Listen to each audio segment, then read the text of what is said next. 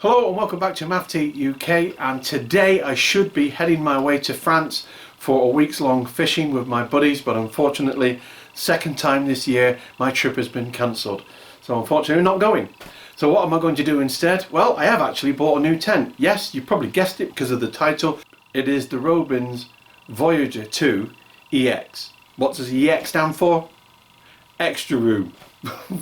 Of course it does. Welcome to Maff UK.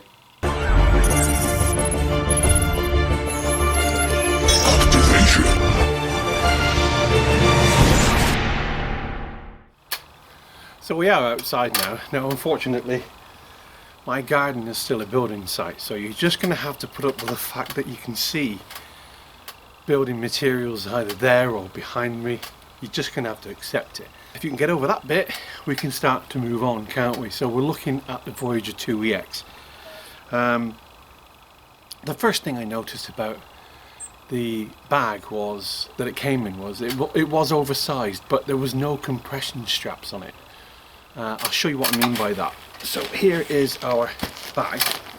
It does look big because there's no compression straps on it.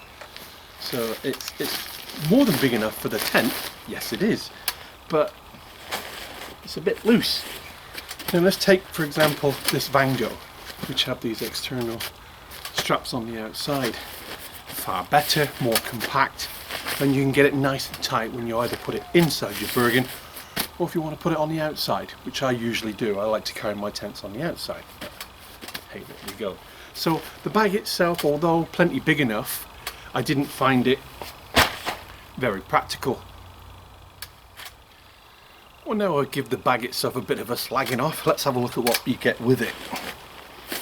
Firstly, I will remove the extra ground sheet. So this is an additional purchase. We'll take that out of the equation for now. They are very difficult to find actually. They advertise, some websites advertise them at £22, and then you go on to buy them and they're not available. So you have to hunt high and low, and you can pretty much pay another third on top of that. So over £30 for a ground sheet, whether you feel it's worth it or not, that's your shout. Because it's me, I'm always going to buy stuff like that. So I always want the right ground sheet for the right tents. So I've got it. Poles themselves, well, they are colour coded, and if you look at this end of that one there, you will see the little red dot. Well, that also matches the red patch on the tent as well. These are made by Human Poles. I don't know if that means anything to you. It doesn't mean anything to me. I'll put the spec, the type of pole, here.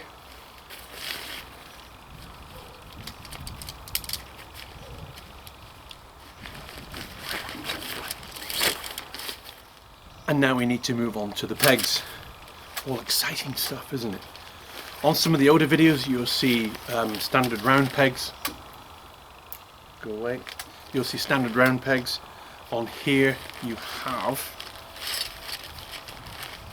the 3 additional pegs that I threw in. Nothing to do with the kit, so I'll put them to one side. A repair patch that did come with it. You also have a pole repair. So there's a quick fix pole. It's a hollow tube, just slightly bigger than the poles themselves. So if you do snap, you can slide it over, and you've still got hopefully a bit of pressure there to keep your tent up. But these tent pegs look like this. Unbranded, unnamed.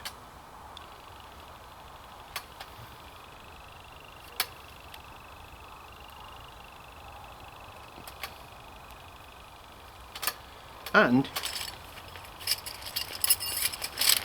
you get 19 of them. 19? It's an odd number, isn't it? Why would you get 19 pegs? Well, that's why I've added a couple more, because I'll show you later. So the pegs themselves don't look impressive. They've no sharp edges on them. They don't look super tough. They don't look super strong. But I can't tell that just by looking at them. The proof is getting them into the ground. We'll soon see about that, won't we? I I could quite easily bend those with my hand, easy. Now I have had the tent put together already. I did that in my man cave. It was just about 9 inches, 10 inches too short for it to get a good solid look to the tent. It was looking a bit saggy here, there and everywhere, so I've got to come outside and do it. Now I put a load of visqueen down on top of the real sodden grass because it is quite a mess. With been raining all morning and all last night, so if I was to put the tent on that, it would just be a mess and quagmire within seconds. So I've put visqueen down, and I have put the inner in already. But what I will do is I'll show you the clips. The clips are not your standard hook and loop. You know, you get one side as a toggle and then the other side as a loop, and you put the toggle through the loop. It's not that. They've changed it to a different system now. Don't know why, because that was a tried and tested system and it works perfectly fine. And I've never had any issues with it, or any other tent or any other awning or anything I've ever used, but they've changed it. So let's now have a look at the tent. We'll unpack it and get the tent put together. Now what you have to remember, this is also a learning curve for me. I've not actually put this tent up. I've put it up in my room, but you didn't peg everything out. You just had a look at the tent and pop the inner in. So I didn't peg anything. I didn't look at actually how it goes together, and that's why we're doing this, because I've always said it and I'll always say it. You've got to practice putting things up like this, because you will look a clown if you do it out on the Hulu. Or, as in Andy's case, when he bought his brand new tent, he found out that he opened it up, went to put it together, and the zip was completely damaged and unusable. Now, you don't want that happening to you, so you have to practice, and that's why we're going to do what we're going to do today. Well, I guess the first thing that we need to do is establish which way we're going to have the door. Now, the difference between this tent and its predecessors, or its brothers and sisters, oh, and by the way, this multicoloured NHS strap I added myself. There is just an ordinary tie with that, the one that comes with it. I just added that one. Right, so we need to find out which is the front, which way we're having it around. And as you can see, I have actually already placed the inner in, but I'll show you later how that goes. So, easiest way to remember when you're unpacking which is the rear of the tent, and that is the rear of the tent has 3 guidelines on the air vent. So that means we're going to pitch our tent facing that way. Obviously we can turn it any way we want to, but in this situation the door is going to be here on the left hand side, which is ideal for us. Now, in any windy conditions, it's always going to be best to pin out the fly to stop it blowing away. Now, one of the previous videos or earlier videos shows the guy who's pegging it out also pegs out the front before he puts the hoops in. So, do you know what? Let's take that young lad's advice, shall we? And I'm also going to move the tent down a bit as well. But then we know it's not going to blow away now, don't we? Now this design is a flat design, so when you feed it into the tent itself, it actually remains flat with the tent. It doesn't protrude like many. On the far end is a pocket and not a hook or anything else to clip it into. It's just a small little pocket. I'll show you that now.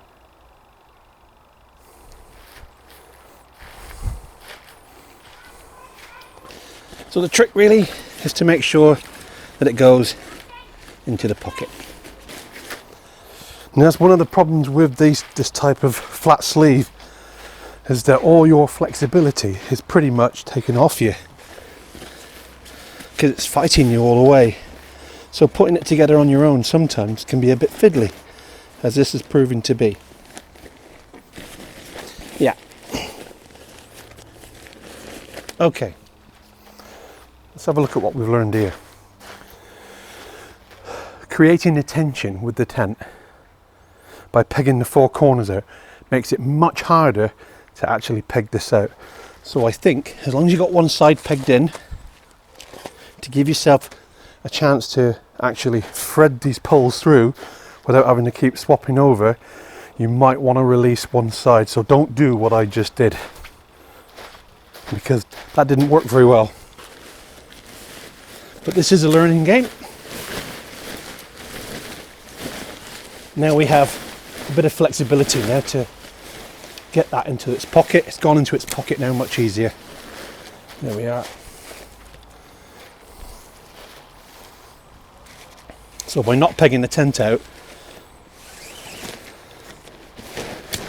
it does make it easier to put together.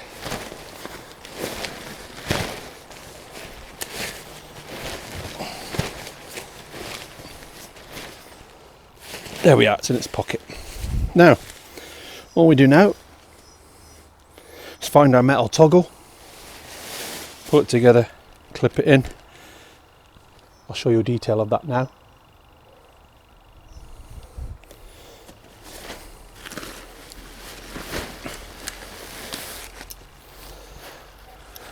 Now, one of the things I did like whilst watching how this tent went together was the way he wafted it.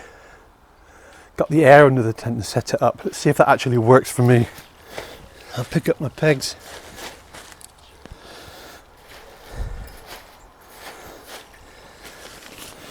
Grab my two corner or my ends, and let's see if it works for me, shall we?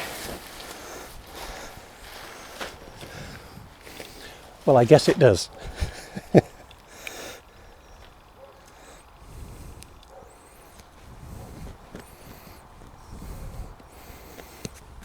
Just releasing a little bit of that strap. I don't want it completely closed. Give me some, so I can able to tension it when the tent's together. And here's little Santa's little helper. Come on out of the way, girls. Come on, girl, out of the way.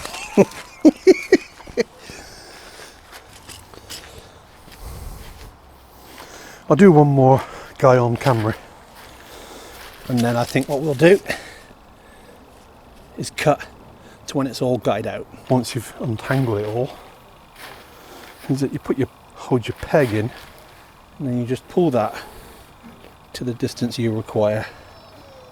So that's the easiest way to do it. Now, notice on the end there appears to be an extra guy. We should also peg out all the bottoms.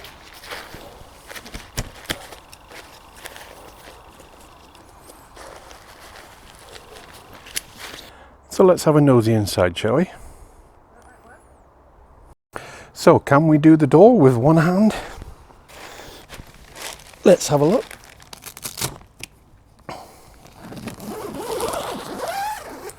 Yes, very easily. This time there is no internal mozzie net at all.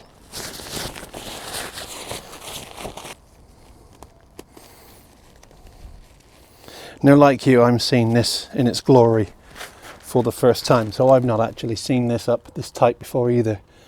So let's have a look in the porchway, and then we'll have a look inside the tent itself. So there is plenty of room back there for all your gear, and then you've got cooking space should you need it. Now, one thing I have noticed is that there is two zips. So it does mean you can vent this tent when you're cooking. And let's do that, shall we? Let's undo this door again and let's vent this tent. So yes, the answer is yes. More than ventable for cooking to keep as much as the rain out. Now, it would be nice to see a little bit of a gutter along there to channel the water away somewhere else, but doesn't appear to be one. However, there isn't a lot of surface over the top here, so you're not going to accumulate a lot of water at that point anyhow. But yeah, happy with that. Let's get this door back open again. My camera is as back as it will go, so we just need to see if again we can do this in a single hand door opening. Now, you will notice that I've already left the inner vent down, that so as it aids air to get in when I'm putting the tent up and when I'm packing it away. So let's do this, shall we? One-handed. Very smooth. That's nice, and ample living space in there. Now, two people,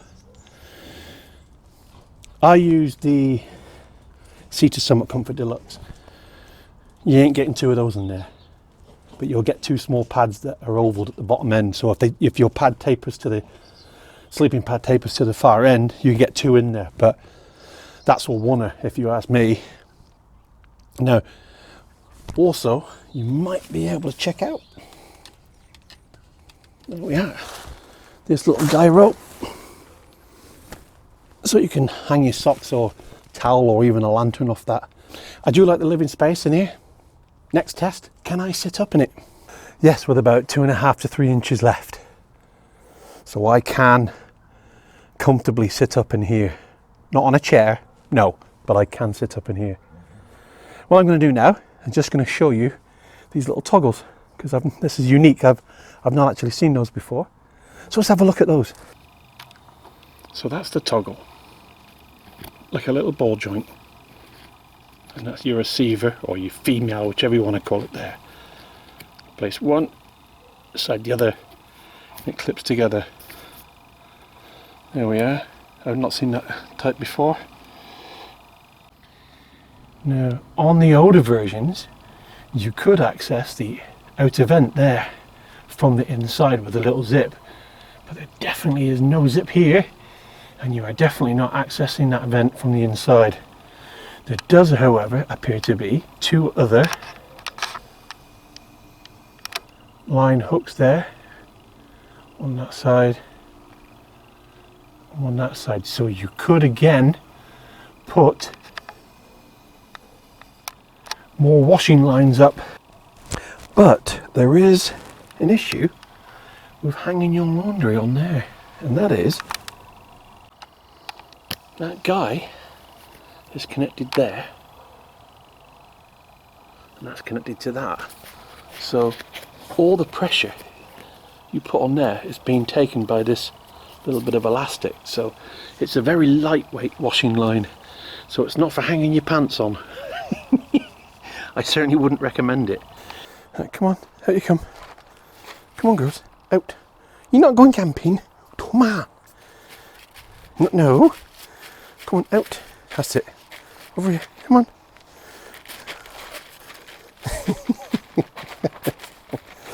Right.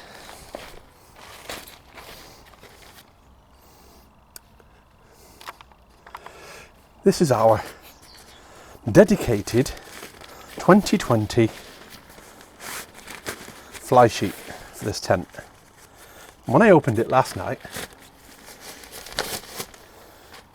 I noticed all these elastics, and I thought, well, there must be somewhere bleeding obvious for them to clip onto. And since I've been putting this tent together, I've not seen anywhere bleeding obvious yet.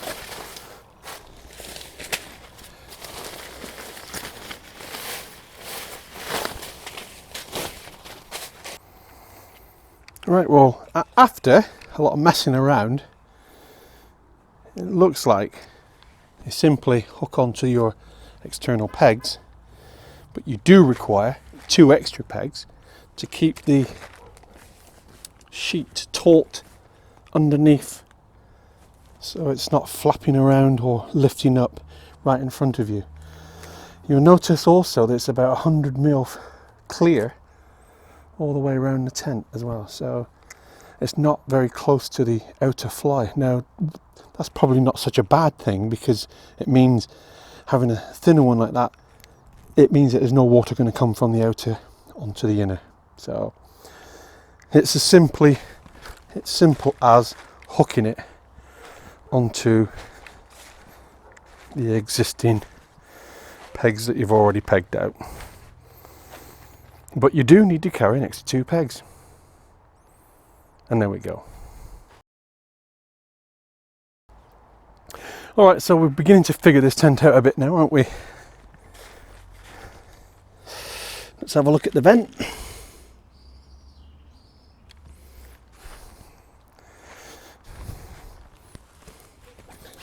Not unusual design, pretty straightforward. You've seen them all before. Little velcros, and there's 2 of them at both ends.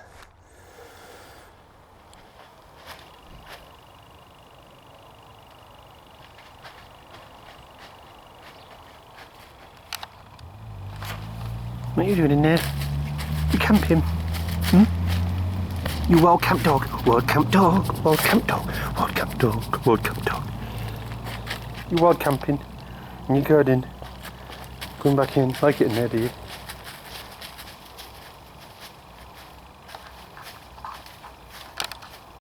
Right, so whilst I'm lying in here sideways in the tent, what do I think of it? What do I actually think of this tent? Bearing in mind that I have actually paid for it myself, no one's given this to me, and it currently retails at £244. What's my opinion of it? You definitely need to practice putting it up. There's lots of little snurgles that you need to see. Can they class this as a 4-season tent? Well, it's supposed to be fully enclosed. It can be, but there is that vent at the very, very back there. So technically, yes, you can class this as an all-season tent because that vent is less than, probably less than 1% of the overall material, which is solid. You do have a bug net, so you can separate the two. Overall, this tent is designed to be out and about on the hills. It can take up to 100 miles an hour wind, apparently, but you do have to pitch it ass into the wind. Now, what does that mean when the wind changes direction, as it does? It means that you're probably going to be a little bit more unstable. But can we compare this with the high-end mountain tents? What did you say? I said, can we compare this to the high-end mountain tents? What do you mean, like Hillyberg? Yeah. Do you think it's anywhere near as close? And do you think you've got as much protection? And will it stand as much wind and rain? You better be careful asking that question. There's a lot of Hillyberg fans out there who will be poised ready now at their keyboards. Do you think this can compare to any Hillyberg tent? Because if you do, stand by for the shrapnel. Oh, don't worry about that. I'm well prepared for those tackle types, or gear freaks, or whatever it is you want to call them. But seriously, can you compare this to a high-end tent? Well, it's getting very, very close. I don't own a Hillyberg. I don't own a Hillyberg. I can't afford one. This is about as much as I can spend in one go. So, but if I'm told that this tent can withstand the winds that it can withstand, there's not many tents out there that can do that. So if this is running true to its word, then I think it definitely gives it a run for its money. I'm not saying it's as good as, but it would definitely give it a run for its money. And for £244 at this current moment in time for the 2020 model, I think it's worth every penny. But we'll soon find out, won't we? Because this is just a look-see. In the next video, we're going to be out on the hills for 2 nights, regardless of the weather. And that will be the proof of the pudding, won't it? So there we go, plenty of room on the inside. Plenty of porch space, plenty of cooking space. One of the things that they will say to you when you look at purchasing this tent is that the ground sheet, if you buy the ground sheet, it minimises the amount of condensation coming up from the floor, which reduces the condensation on the inner flight. And that simply can be proved just by looking at the water, if that will focus.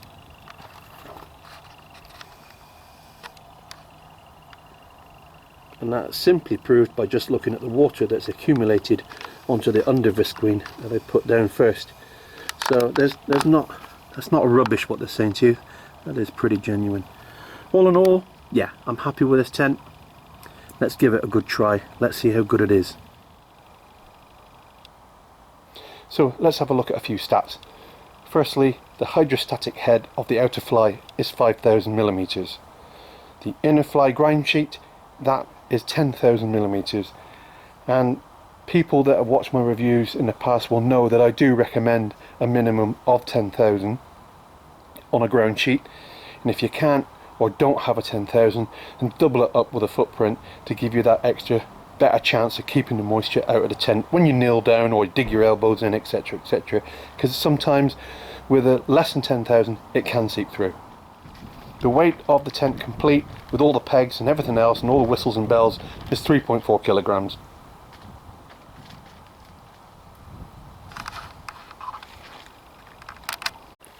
You could say 3.4 is quite a heavy tent, Yes, it is. But there's something you have to remember about camping in the winter. You can go light if you want, and you can go super light, and you carry literally minimalist kit, but it won't withstand the forces of nature the same as something designed to. So your very lightweight tent won't have the ability to withstand the same forces of, say, a Hillyberg or perhaps this tent as well. Usually what happens when you buy your first tent, so you're into your camping, you'll buy a standard tent from Go Outdoors, which is absolutely fine. You realise you enjoy camping, you're going to go and find yourself a better tent, and you notice the better your tent gets, the heavier it gets. You want to go hiking with it, so the tent you've got at the moment is a bit too heavy, so you want to get a lighter tent because you want to lighten your load. And then you go down to the single skin tents and it's super light, and you think that's brilliant. And then you want to go further and you want to get out into the winter and you want to get out into the snow. That tent's not suitable for you, so then you have to go and get yourself a 4-season tent, and then the weight starts to go back up again. So 3.4 kilograms for a all-season tent, I didn't say 4, all-season tent as this is advertised, is very, very good.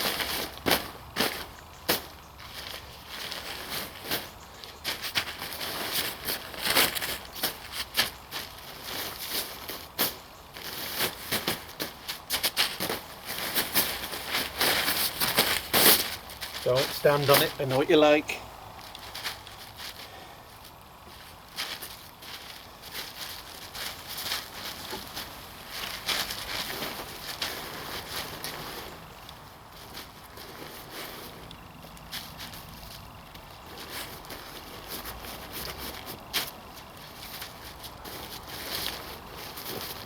Get off.